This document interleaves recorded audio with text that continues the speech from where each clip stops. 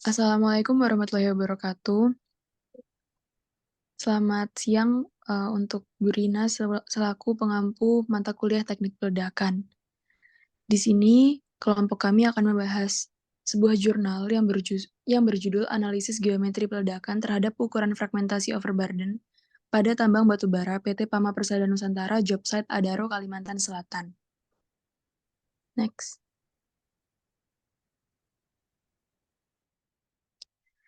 Kelompok kami terdiri atas 4 anggota. Yang pertama ada saya sendiri selaku moderator, Egidi Hermawan dengan NIM akhir 27. Selanjutnya ada Vina Amalia dengan NIM akhir 29. Selanjutnya Gayuh Nata dengan NIM akhir 33. Dan yang terakhir Marzel Hiskia dengan NIM akhir 37. Next.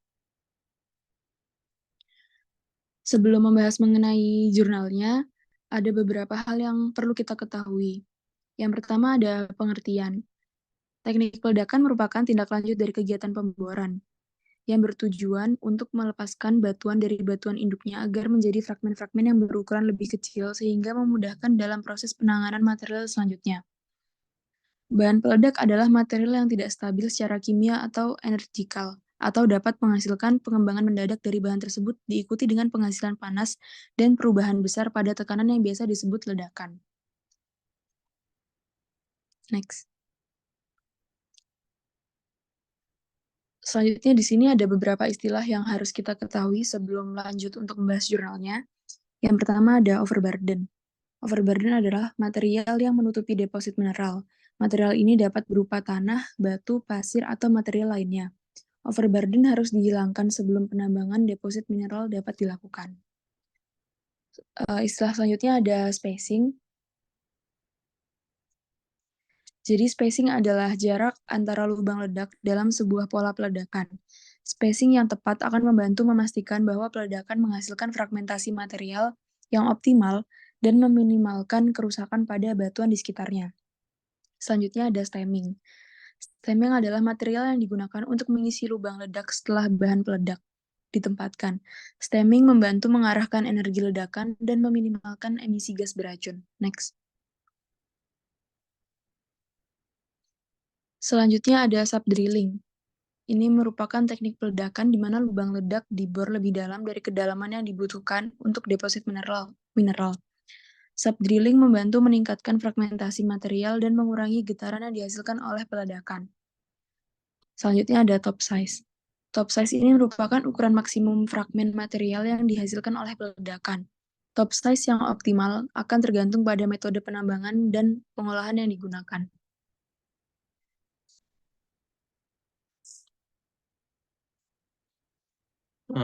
Baik, yang selanjutnya ada bahan peledak.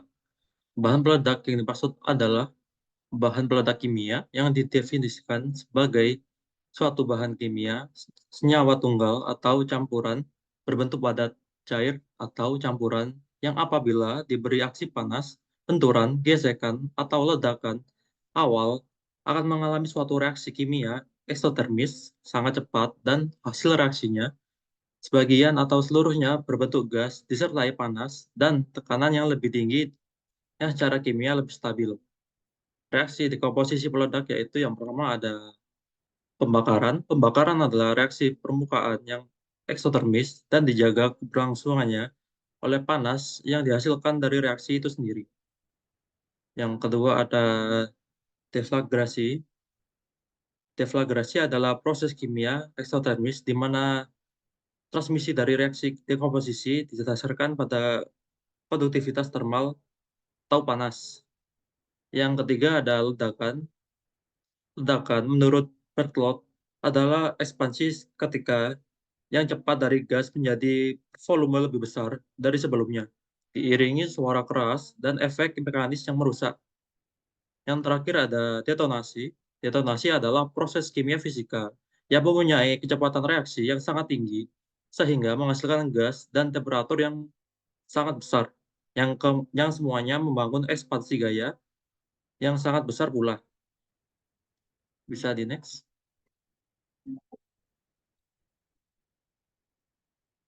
Yang selanjutnya ada klasifikasi bahan peledak. Itu bahan peledak dibagi menjadi 3, yaitu mekanik, kimia, dan nuklir. Kimia dibagi menjadi dua, yaitu bahan peledak kuat atau high explosive dan bahan peledak lemah low explosive.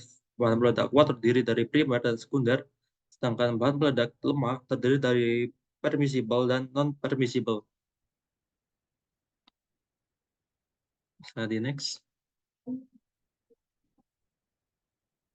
Yang selanjutnya ada sifat fisik bahan peledak. Yang pertama densitas. Densitas secara umum adalah angka yang menyatakan perbandingan berat per volume. Yang selanjutnya ada sensitivitas. Sensitivitas adalah sifat yang menunjukkan tingkat kemudahan inisiasi bahan peledak atau ukuran minimal booster yang diperlukan. Yang selanjutnya ada ketahanan terhadap air atau water resistance.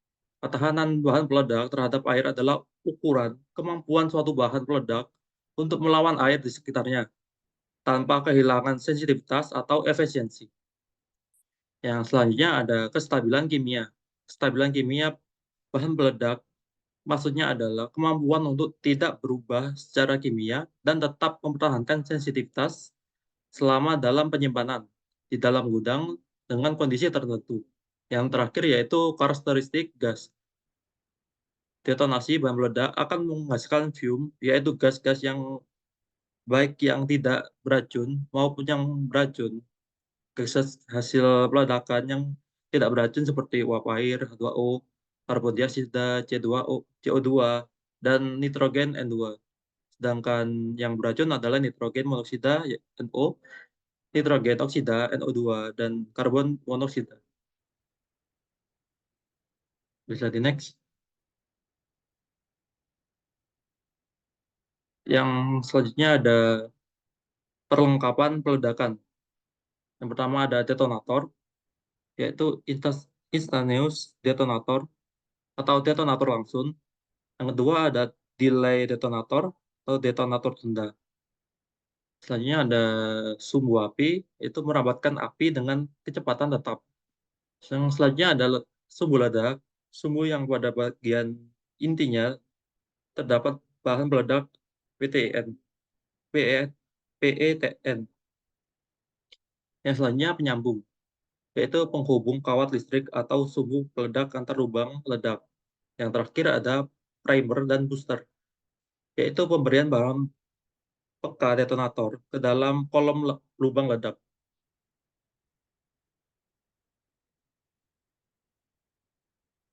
Yang selanjutnya ada karakter detonasi bahan peledak.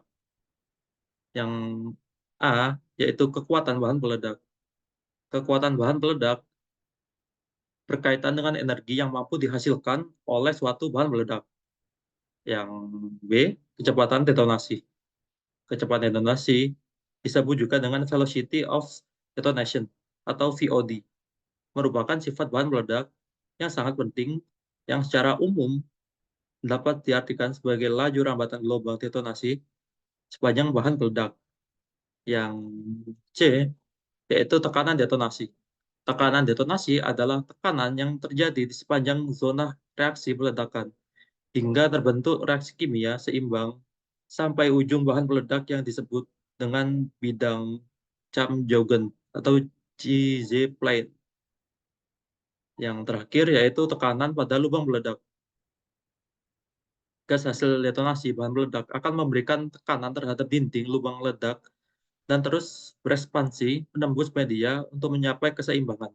Keseimbangan tekanan gas tercapai setelah gas tersebut terbebaskan, yaitu ketika telah mencapai udara luar. Bisa di next.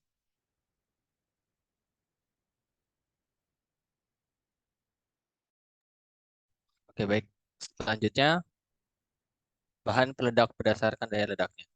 Jadi dibagi dua. Untuk high explosive, yaitu sifat detonasi atau meledaknya sebuah ledakan dengan kecepatan reaksinya itu di antara 5.000 sampai 2.400 fps atau sekitar 1.650 sampai 8.000 meter per second. Lalu yang kedua itu low explosive, yang dimana sifat deflagrasi atau terbakar dengan kecepatan kurang lebih dari 5.000 fps atau sekitar 1.650 meter per second.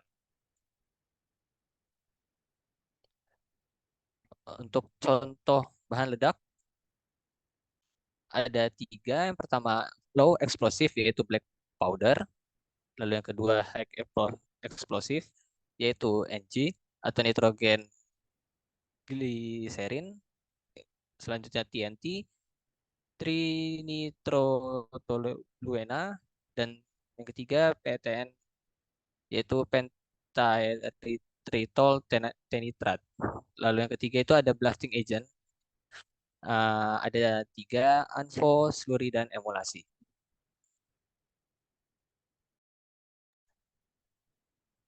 Untuk kali ini, jurnal yang akan kita bahas ada 5 sub, yaitu yang pertama pendahuluan, tujuan penelitian, metodologi, pembahasan, lalu kesimpulan.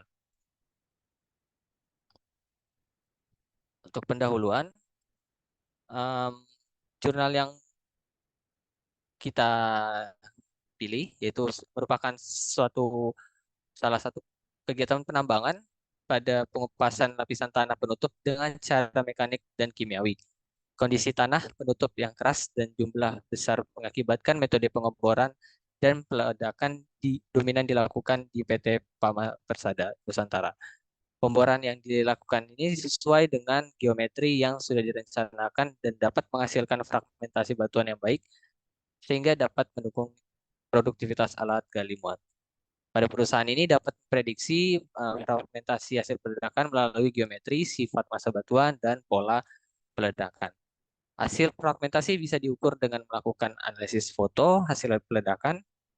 Permasalahan yang dijumpai adalah tidak diperolehnya fragmentasi batuan yang diinginkan sehingga kegiatan pembongkaran lapisan batuan ini batuan penutup dengan metode pengeboran dan peledakan tidak lagi ekonomis.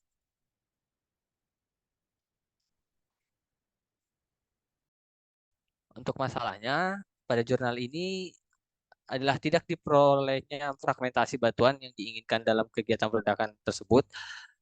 Hal ini menyebabkan kegiatan pembongkaran lapisan batuan penutup dengan metode pengeboran dan peledakan tidak lagi ekonomis.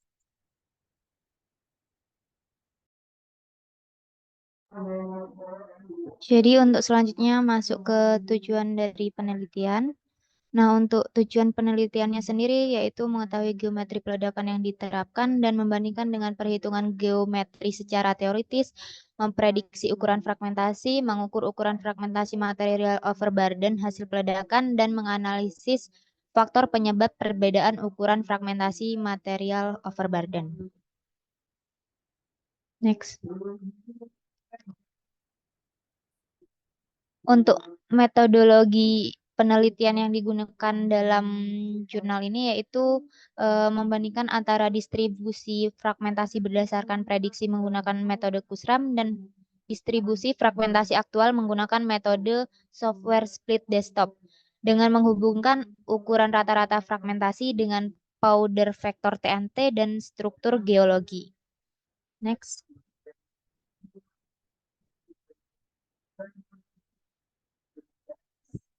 Jadi untuk metode Kusram sendiri yaitu gabungan dari persamaan Kuznetsov dan persamaan Rosin-Ramler,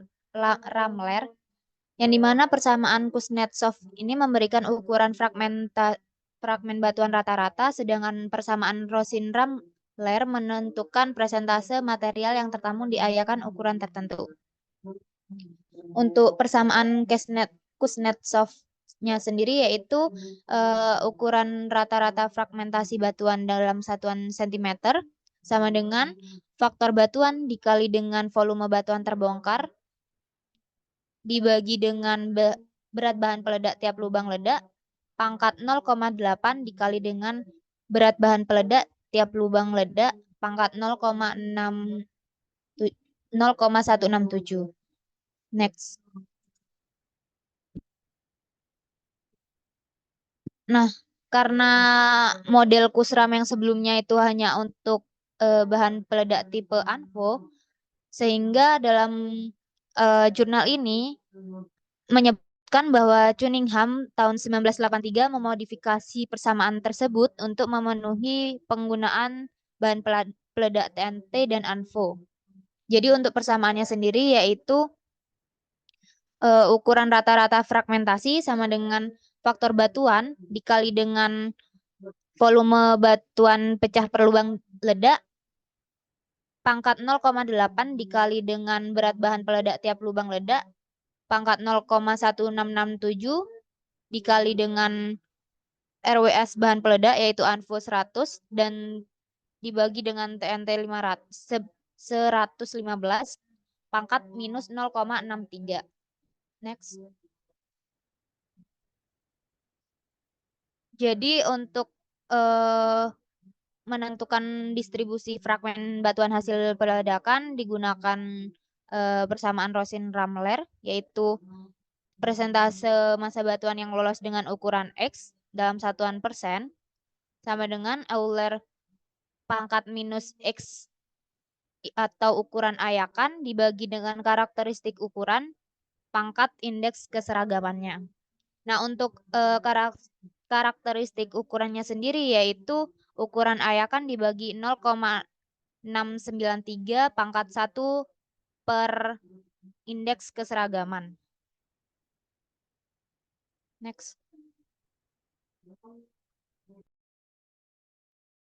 Selanjutnya, ini adalah indeks N adalah indeks keseragaman yang dikembangkan oleh Cunningham dengan menggunakan parameter dari desain peledakan.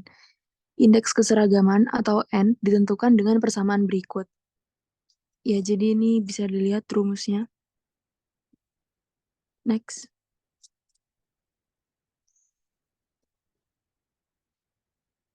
Selanjutnya kita masuk ke pembahasan yang ada di jurnal ini. Untuk kondisi lapangan, dengan perbaikan geometri peledakan menggunakan geometri usulan berdasarkan teori SRL tahun 1963 yang dianggap paling sesuai dengan kondisi peledakan di lapangan, yaitu dengan Barden 5,6 meter, spacing 11,2 meter, stemming 5,6 meter, panjang kolom isian 5,9 meter, tinggi jenjang 10,5 meter, subdrilling 1 meter, dan kedalaman lubang tembak 11,5 meter.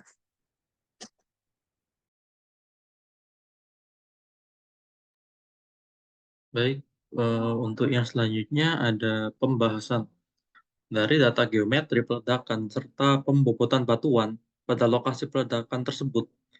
Ukuran fragmentasi secara teoritis menggunakan metode Kussram dapat diprediksi dalam tabel 1, sedangkan hasil aktual yang diterapkan di lapangan dapat dilihat pada tabel 2. Hasil prediksi ukuran fragmentasi hasil peledakan dengan metode Kussram menunjukkan bahwa dengan rancangan peledakan yang diterapkan akan menghasilkan ukuran fragmentasi rata-rata 95% lebih kecil dari 1 meter untuk peledakan yang dilakukan di daerah low wall. Sedangkan untuk daerah high wall akan menghasilkan fragmentasi dengan ukuran lebih dari 1 meter sebesar kurang lebih 15% setiap peledakannya. Hal tersebut sangat dipengaruhi oleh faktor batuan dari lokasi peledakan. Yang selanjutnya ada kedua tabel, yaitu tabel pertama prediksi distribusi fragmentasi metode Kussram. Untuk tabel yang kedua, tabel distribusi fragmentasi aktual dengan split desktop. Bisa dilihat untuk tabel fragmentasi metode Kussram, distribusi fragmentasi persennya lebih baik atau lebih banyak di ukuran kurang dari 25 cm hingga 50 sampai 75 cm. Sedangkan di tabel 2, distribusi fragmentasi aktual dengan split desktop, distribusi fragmentasi persennya itu menyeluruh atau merata dari kurang dari 25 cm, 25 sampai 50 cm hingga seterusnya sampai 100 cm. Bisa di next.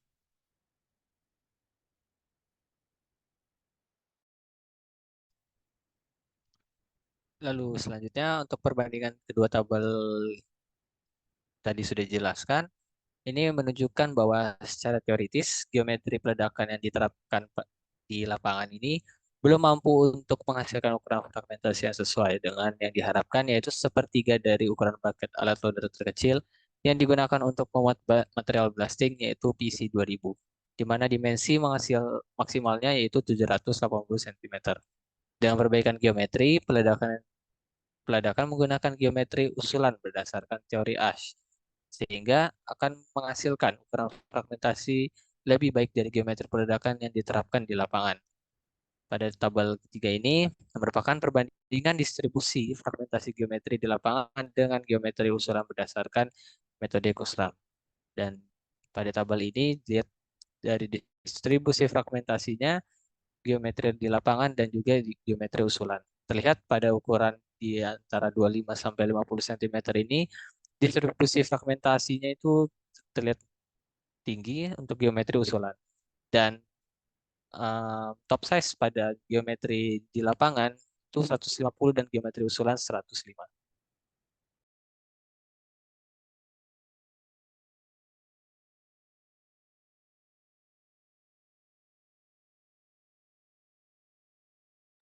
Nah, jadi untuk kesimpulan dari review jurnal dari hasil analisis geometri peledakan, yang pertama yaitu pada prediksi distribusi fragmentasi dengan menggunakan metode Kusram, didapatkan ukuran fragmentasi yang belum sesuai, yaitu 1/3 dari ukuran bucket alat loader untuk memuat material blasting.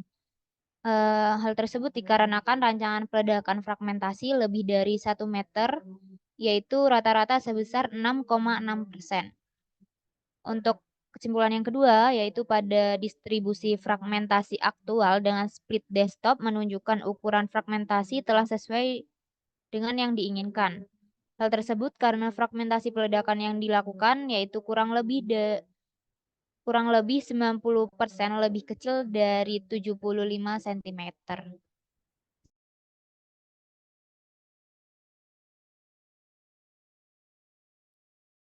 Jadi, sekian presentasi dari kami. Semoga apa yang kami sampaikan bisa bermanfaat. Kurang lebihnya mohon maaf. Kami tutup. Wassalamualaikum warahmatullahi wabarakatuh.